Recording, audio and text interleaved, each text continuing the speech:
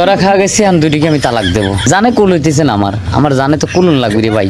সারাদিন পরিশ্রম করি, পরিশ্রম কাইছে এ বউ কবি ও বউ কবি যে আসো ভাত বাড়ি দিবি, খাওয়াবি, ভালো মন্দ খাওয়াবি। এটা কি করে, এ ডাহে উর ঘরে শোয়ার জন্য, এ ডাহে উর ঘরে শোয়ার জন্য। ভাই আমার যে ভাই বডি ছিল ভাই, বডি আর বডি নাই, বডি হয়ে গেছে। বলছি কাকা, বিষয় হচ্ছে মানুষ একটা নিয়ে পারে না। তুমি এই চেহারায় খাও খাটিয়ে তাও দুটো বিয়ে করেছো, এখন সবারই তো শরীরের চাহিদা আছে। তা আগে বাড়ি আসলে খাতি কেন দেবে? এই জিনিসটা তো আগে হতো, ঠিক আছে? এখন আর ওই শরীরের চাহিদাই মূল কথা।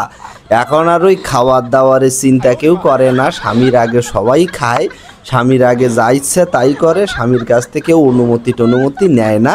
যুগ এমনভাবে চলতেছে। এখন যদি তুমি মনে করো দুইজনেই হচ্ছে তালাক দেবা, দিতে পারো, ওগো কোনো সমস্যা নেই।